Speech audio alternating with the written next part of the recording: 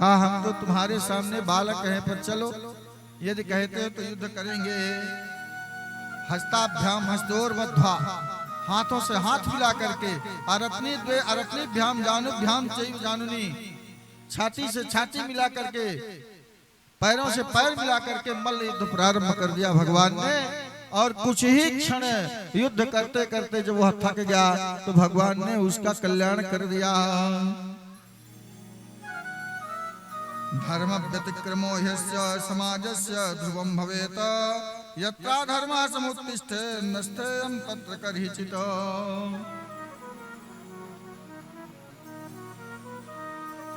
अब जब वहां की चाणूर नष्ट हो गया, भगवान को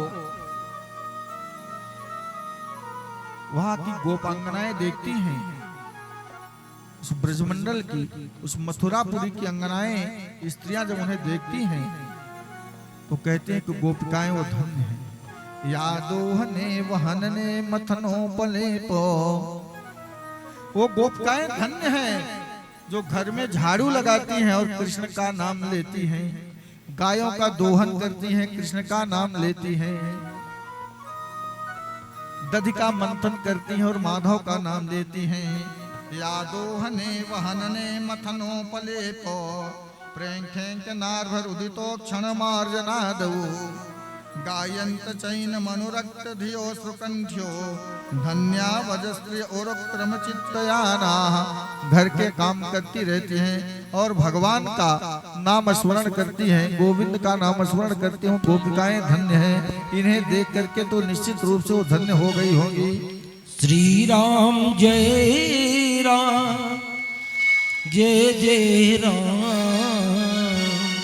श्री राम जय राम जय जय राम, श्री राम जय राम जय जय राम, श्री राम जय राम जय जय राम, श्री राम जय राम जय जय राम, श्री राम जय राम जय जय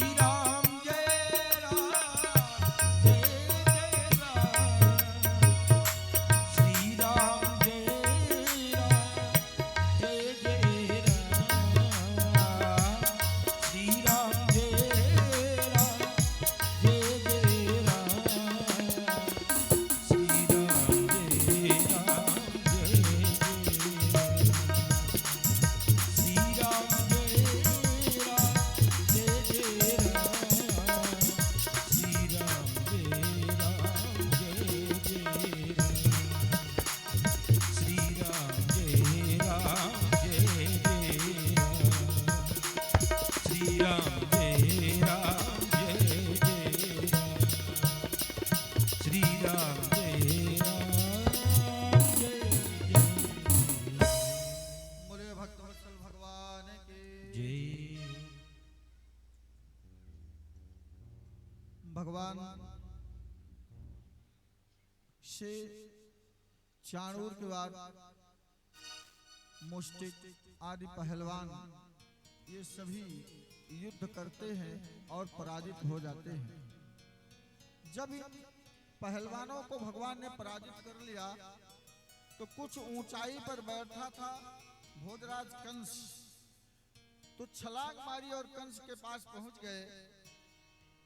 कंस के पास पहुंचने के बाद सबसे पहले कंस की चोटी पकड़ लेते हैं भगवान। चोटी पकड़ करके खींचते हैं, वो कहता छोड़ दो, दर्द हो रहा है। भगवान ने कहा आज तुझे अनुभव हुआ जब मेरी माता देवकी के केस को पकड़ करके तू खींच रहा था, तो तुझे अनुभव नहीं था कि केस खींचने पर दर्द भी होता है। आज तुझे दर्द हो रहा है, कैसे छोड़ दे तुझे। बहुत कहा, भगवान ने कहा चलो ठीक है, हम तुम्हें यहां से नीचे करते हैं। नीचे गिराया और युद्ध शुरू हुआ। बहुत समय तक युद्ध हुआ, बार बार पछाड़ खा खा करके कंस गिर रहा है। बलराम ने कहा खिलवाड़ न करो कन्हैया, काम बहुत है, इसलिए इसका काम समाप्त करो। उठाया उसको, चारों तरफ भगवान ने घुमाया और धरती पर पटक दिया। पटकते ही उसका प्राणांत हो जाता है। तेषां स्त्रियो महाराज सुहृन् मरण दुःखिता। उसकी स्त्री जो है वो सुनती हैं कि आज हमारे स्वामी का निधन हो। आकर के कहती हैं हा नाथो प्रिय धर्मज्ञ, हे नाथ आप ही हमारे नाथ थे, अब आप हमें अनाथ करके जा रहे हैं। ये कंस की पत्नियां रुदन करती हैं। हा नाथ प्रिय धर्मज्ञ करुणा नाथ वत्सलो, त्वया हतेन निहिता वयन्ते सब गृह प्रजाः। आज तुम्हारे इस नगर में न रहने से सारा नगर अनाथ हो रहा है। आप हमारे साथ पूरे नगर को अनाथ करके जा रहे हैं, ये अच्छा नहीं है, हमें भी साथ में लेकर के चलिए। त्वया विरहिता पत्या पुरीयं पुरसर्षभ। समझाया उसे, तारा को भी भगवान ने समझाया था रामावतार में। और तारा विकलो देखी रघुराया, और दीन ज्ञान हरि लीन्ही माया। ज्ञान देकर के माया का हरण कर दिया। और क्षिति जल पावक गगन समीरा, और पंचरतित अति अधम शरीरा। अय तारा, ये पांच तत्वों से मिलकर के शरीर निर्मित हुआ है। शरीर की मृत्यु होती है, आत्मा की मृत्यु नहीं होती है। उसी प्रकार भगवान यहाँ कंस की पत्नियों को समझाते हैं कि शरीर मृत्यु हुआ है, आत्मा अनंत है, अजर है, अमर है, इसलिए रुदन ना करो, जाओ इसका संस्कार करो। इस प्रकार आदेश देकर के भगवान ने उन्हें विदा किया। और आगे चल करके सबसे पहला काम करते हैं, माता पिता को कारागार से मुक्त करना। माता पिता को कारागार में पड़े हुए हैं, उनको वहां से मुक्त किया। तो मुक्त करने के पहले मातरम पितरम चैव मोचयित्वाथ बंधनात् कृष्ण रामो बंदाते शिरसा स्पर्श पादयोः। दोनों चरणों में सिर रख करके प्रणाम करते हैं, क्योंकि प्रणाम का परिणाम बहुत अच्छा होता है। अभिवादनशीलस्य नित्यं वृद्धोपसेविनः चत्वारि तस्य वर्धन्ते आयुर्विद्या यशो बलम्। जो अभिवादन करते हैं, जो प्रणाम करते हैं, उनकी चार चीजें हमेशा बढ़ती हैं। आयु, विद्या, यश और बल, ये 4 चीजें हमेशा बढ़ती हैं। इसलिए भगवान राम प्रातः काल जगने के बाद क्या करते थे? प्रातः काल उठ के रघुनाथा मातु पिता गुरु नावहि माथा, सबसे पहले प्रणाम करते थे। प्रणाम कैसे करना चाहिए? प्रणाम का भी अपना एक संविधान है। प्रणाम की मुद्रा ऐसी होनी चाहिए, दोनों हाथ ऐसे, दाहिना हाथ दाहिने पैर पर, बायां हाथ बाएं पैर पर पड़े, और एक हाथ से प्रणाम करना शास्त्र विरुद्ध है। दोनों हाथ से प्रणाम करना शास्त्रीय विधान है। तो जो प्रणाम करते हैं उनकी 4 चीजें हमेशा बढ़ती है। अब तो प्रणाम की परंपरा धीरे धीरे समाप्त प्राय हो रही है, उससे बड़ा नुकसान है। तो प्रणाम भगवान ने किया और कारागार से उन्हें मुक्त कर दिया। फिर इनका जब कारागार से मुक्त होते हैं तब उन्हें लगा कि इनका संस्कार जो संपन्न नहीं है, उन संस्कारों को संपन्न करना चाहिए। यज्ञोपवीत संस्कार किया। बड़ा महत्वपूर्ण संस्कार है। संस्कार यद्यपि सभी महत्वपूर्ण है, पर यज्ञोपवीत संस्कार समय पर हो जाना चाहिए। 5 वर्ष न्यूनतम आयु, 12 वर्ष अधिकतम आयु, 5, 8 और 12,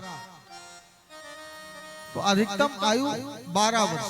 16 वर्ष के बाद यदि उपनयन होता है तो ब्रात्य संज्ञक हो जाता है। उपनयन करें या ना करें कोई महत्व नहीं होता। तो ये संस्कार समय पर करने से ब्रह्म तेज की वृद्धि होती है, इसलिए संस्कार समय पर होना चाहिए।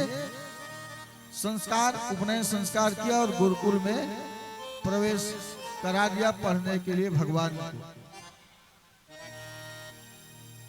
जो सभी विद्याओं के केंद्र बिंदु हैं वो भी गुरु कर रहे हैं, ये मर्यादा है। 64 दिनों में 64 प्रकार की कलाओं का, विद्याओं का उन्होंने अध्ययन किया। अल्पकाल में ही अध्ययन परिसमाप्त करके गुरु सांदीपनि के यहाँ से आ जाते हैं पुनः मथुरा। सरहस्यम धनुर्वेदम धर्मान न्याय पथांस्तथा तथा चान्वी च कीं विद्याम राजनीतिम षड्विधाम। 6 प्रकार की राजनीति, धनुर्वेद, धर्म, न्याय, ये सभी की शिक्षा लेकर के भगवान आ जाते हैं। भगवान जब ब्रज आते हैं, मथुरा आते हैं,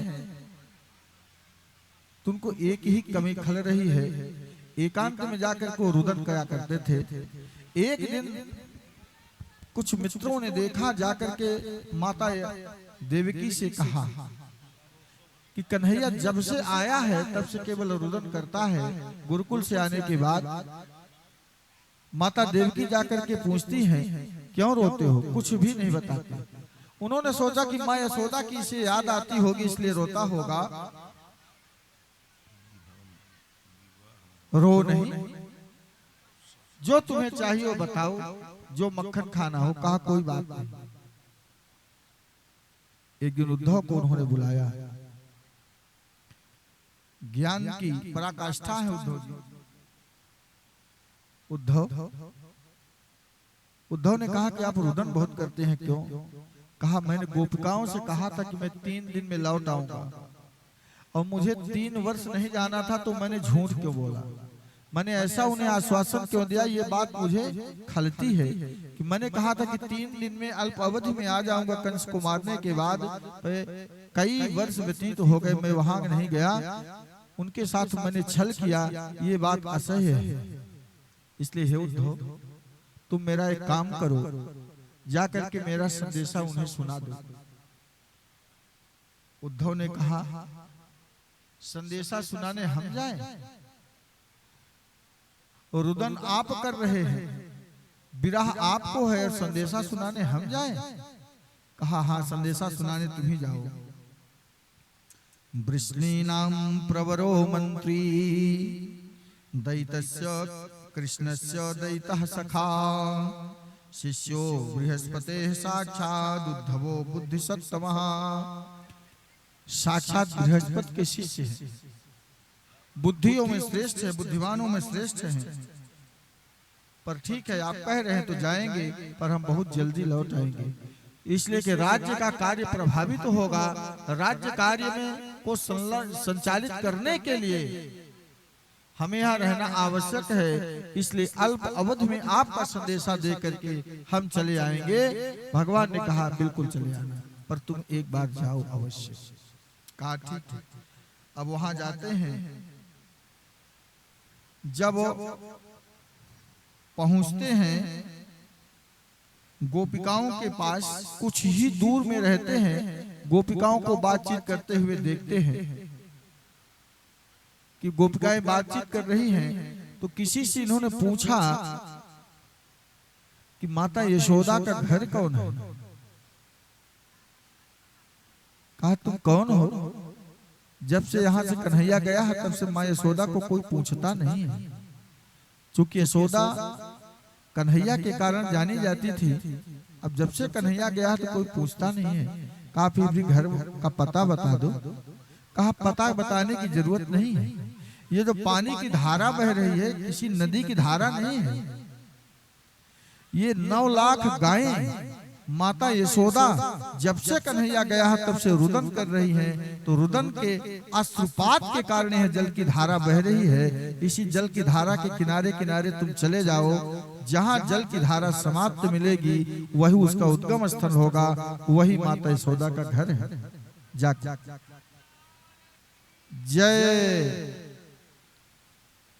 वहां जाते हैं, माँ यशोदा के घर में पहुंचने के बाद उद्धव कन्हैया माँ यशोदा पुकारते हैं। माँ यशोदा तो चेतना शून्य हो जाती है, फिर चेतना में आती है, फिर चेतना शून्य, फिर चेतना में आती है। कहा धीरे बोलो कौन हो? मेरा लाला जग जाएगा। उद्धव जी कहते हैं लाला है? अरे आओ दिखाओ, पालने में पढ़ाए हैं। पालने तक जाती है, देखा कि पालना तो खाली है। माँ यशोदा वहीं पुनः गिर जाती है। फिर चेतना आती है, कहाँ गया मेरा कन्हैया? उन्होंने बताया माँ मैं कन्हैया का संदेशा लेकर के ही आया हूँ, कन्हैया सकुशल है, इस समय मथुरा में है, संदेशा भेजा है, जल्दी ही आएगा। अब आप बता दीजिए कि बहुत सारी गोपिकाएं एक साथ कहाँ मिल जाएंगी, उन्हें भी कुछ संदेशा कहना है। कहा ठीक है चले जाओ। कन्हैया का संदेशा कह आओ। गोपिकाओं का अन्वेषण करते हुए वहां पहुंचते हैं। अब वहां जब पहुंच जाते हैं तो देखा कि ये कृष्ण का संदेशा लेकर के आए हैं। तो बहुत सारा व्यंग कसती है। क्या व्यंग करती? वो कहते हैं कि योग के माध्यम से कृष्ण को जानो, योग के माध्यम से ब्रह्म को जानो, निराकार निर्गुण को जानो, सगुण साकार को जानने की आवश्यकता नहीं है। तो व्यंग्य में कहते हैं सखी आए जोग सिखावन पाणे। देखो ये योग की शिक्षा देने आए। अरे जिस रूप माधुरी का आनंद हम प्राप्त करती हैं सगुण साकार रूप में, वो निर्गुण निराकार में नहीं है। हम सगुण साकार की उपासिका हैं। हम निर्गुण के निर्गुण कौन देश को वासी, कहाँ रहता है तुम्हारा निर्गुण? हम सगुण साकार की उपासिका हैं। कहा हम संदेशा लेकर के आई है। कौन सा संदेशा? अरे कृष्ण ने भेजा है। कृष्ण ने कहा है कि हम आएंगे। कहा बिल्कुल नहीं आएंगे। क्यों? कहा सुनो सिद्धांत सुनो। कृष्ण इसलिए नहीं आएंगे कि निस्वम त्यजन्ति गणिका अकल्पम नृपतिम प्रजाः अधीत विद्या आचार्य मृत्युजो दत्त दक्षिणम। जिस राजा का राज्य नहीं रह जाता है प्रजा उसका साथ छोड़ देती है। अध्ययन करने के बाद विद्यार्थी गुरुकुल का परित्याग कर देता है, फिर कभी नहीं जाता कि गुरुजी कैसे होंगे, गुरुकुल कैसा होगा, वो उसका परित्याग कर देता है। और खगाह बीत फलम वृक्षम, वृक्ष का आश्रय पक्षी तब तक लेते हैं जब तक उसमें फल रहता है, और फल समाप्त हुआ उसका आश्रय छोड़ करके दूसरे वृक्ष पर चले जाते हैं। और भुक्त्वा चातिथयो गृहम, अतिथि घर में तब तक रहता जब तक भोजन नहीं मिलता, भोजन मिलने के बाद अतिथि भी चले जाते हैं। और दग्धम मृगास्तथारण्यम जारो भुक्त्वा रताम स्त्रियम, और जब जंगल में आग जब तक नहीं लगती तब तक मृग वहां पर रहते हैं, आग लगी तो दूसरे जंगल का सहारा आश्रय ले लेते हैं, उस जंगल का परित्याग कर देते हैं। और ऋतजो दत्त दक्षिणम, यज्ञ कराने वाले ब्राह्मण तभी तक रहते हैं जब तक दक्षिणा नहीं मिलती, दक्षिणा मिली तो चले गए। इसलिए कृष्ण भी हमें छोड़ करके चले गए, अब वो नहीं आएंगे, तुम हमें सिद्धांत न बताओ। ऐसा गोपिकाएं उद्धव से कह रही हैं। गायन्त्यः प्रिय कर्माणि और कहीं गाने लगती हैं, कहीं रोने लगती हैं, विरह व्यथित हैं तो कभी गाती हैं कभी रोती हैं। और भक्ति की परमावस्था, प्रेमा की परमावस्था भी यही है, भक्त पागल जैसा हो जाता है, गोपिकाएं पागल जैसी है। तो कहा कि मधुप की तव बंधो मास्पृशांघ्रिम सपत्न्या अकुच बिललित माला कुंकुमस्मस्त्रिभिर्नः बहत मधुपतिस्तन मानिनी नाम प्रसादम यदु सदचिविडम्ब्यम यस्य दूतस्तदूम यस्य दूतस्तमेद्रिको। तुम जिसके दूत हो मैं उसके जानता हूँ, वो भी काला है, अक्रूर भी आए वो भी काले, उद्धव तुम भी आए वो भी काले, ये भमरा जो आ गया यह भी काला है। काली चीजों से अब हमें डर लगने लगा, काली चीजों से हम दूरी बनाना चाहती हैं, इसलिए कि जितने आए काले वो सब छल करके चले गए। इसलिए मधुप की तब बंधो, एक भमरा वहां आ गया तो कहा अरे भमरा तू भी यहाँ से चला जा, उद्धव तू भी चले जाओ। भमरा काहे को चला जाए, वो तो इधर उधर घूम रहा है। कहा भमरे चले जाओ नहीं तो मारना पड़ेगा, मार के हटा देना पड़ेगा। भमरे के बहाने उद्धव को भी कह रहे हैं कि सकृदर सुधाम स्वाम मोहिनी पाययित्वा, एक बार सकृत माने एक बार मोहिनी रूप का दर्शन कराया, वेणु को रख करके बजाया, वंशी को बजाया और हमें आनंदित किया, उसके बाद छोड़ करके चला गया। इतना ही नहीं, वो आज नहीं सब दिन का छलिया है। यहाँ तक गोपिकाएं कह रही है कि मृग इवर कपीन्द्रम बिभ्यथे लुब्ध धर्मा स्त्रियमकृत विरूपाम स्त्री जितः कामयानाम। सुग्रीव का भाई बाली ने क्या बिगाड़ा था, छिप करके उसे मार दिया। सूर्पणखा ब्याह रिचाने आई थी, उसका नाक कान काट लिया। और बलिमपि बलिमत्वा वेष्टयध्वांस वदयः, राजा बलि ने क्या बिगाड़ा था, 3 पग धरती हो तो दिया था, उसे रसातल का स्वामी बना दिया। और तदल मसित सख्य दुष्टजस्तत् कथार्थः, इसलिए उसकी कथा न सुनाओ, उसकी कथा हम जानते हैं। गोपिकाएं कह रही हैं इसलिए उसकी कथा न सुनाओ, तुम लोग यहाँ से चले जाओ। अपिबत मधुपुरिया मारी पुत्रो धुनास्ते, यदि चाहते को कहते हो को दूर है तो दूर भी नहीं है हमसे, हम उसके बिना नहीं रह सकती। और यहाँ से क्या ब्रजमंडल दूर है, हम दिन में 2 बार जाकर के आ सकती है, पर जाती इसलिए नहीं है कि हमारे कारण कन्हैया के किसी भी कार्य में व्यवधान उपस्थित होगा, अच्छी बात नहीं होगी। हम किसी प्रकार से कन्हैया को दुखी नहीं देखना चाहते, इसलिए यहाँ से जाती नहीं है, पर तुम लोग चले जाओ। इतना ज्ञान की शिक्षा देने गए हुए उद्धव गोपिकाओं को प्रेम मार्ग में जब देखा, वो भी विक्षिप्त जैसे हो गए। और उन्होंने कहा हे भगवान, पुनर्जन्म का भारतीय परंपरा में संविधान है, तो यदि पूरा पुनर्जन्म हमारा होता है तो आपसे मैं वरदान मांगता हूँ क्या कि आशा महो चरण रेण जुषामहं श्याम वृंदावने किमपि गुल्मलतौषधीनां यादुश्चजं स्वजन मार्य पतंच हित्वा भेजुर मुकुंद पदवेन कृतभिर्विमृग्याम। यदि मेरा पुनर्जन्म होता है तो लता गुल्म औषधि किसी न किसी रूप में हमें वृंदावन में जन्म दे दीजिएगा, ताकि आपके रूप माधुरी का हम दर्शन करें, आपके चरण रज से हम स्नान करें। ये गोपिकाएं धन्य हैं। जो नित्य आपका दर्शन करती थी, रज से स्नान करती थी, तो यदि मेरा पुनर्जन्म होता है भगवान, तो आपसे यही प्रार्थना है कि किसी भी परिस्थिति में हमको वहां जन्म दे दीजिए। वंदे नंद ब्रज स्त्रीणाम।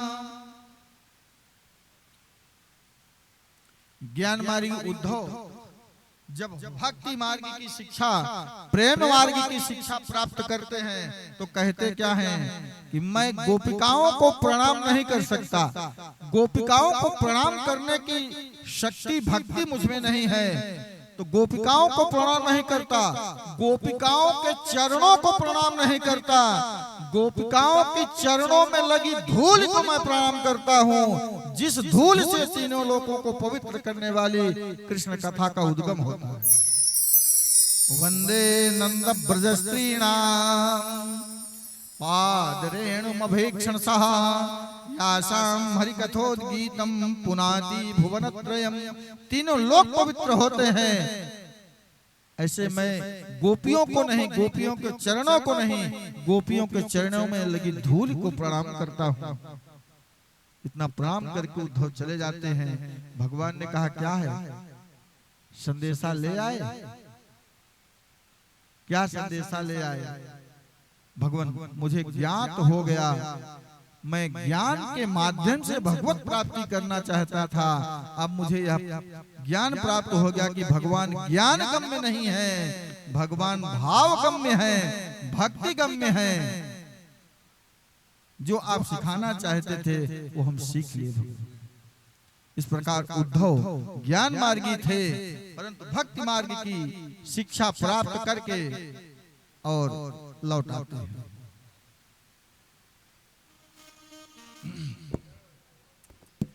तस्माल्लोकमिमं राजन् स्वप्नमाया मनोरथं वीक्षयात्मनात्मानं समः शान्तो भव प्रभो।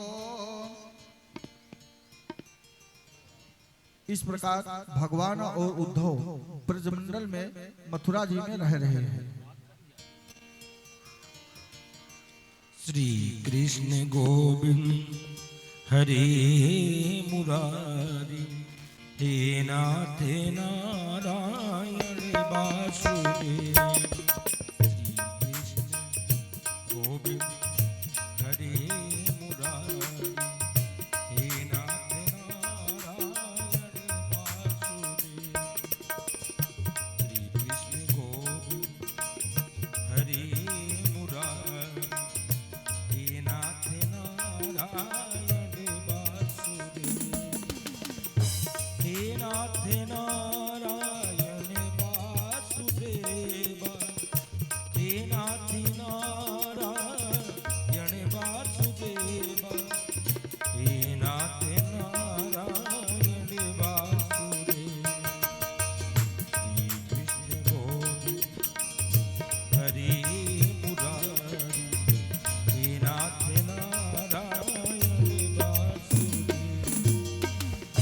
कि तुम्हारे स्वामी सखा हमारे, कि तुम्हारे स्वामी सखा हमारे, हे नाथ नारायण वासुदेव। श्री कृष्ण गोविंद हरे मुरारी, हे नाथ नारायण वासुदेव।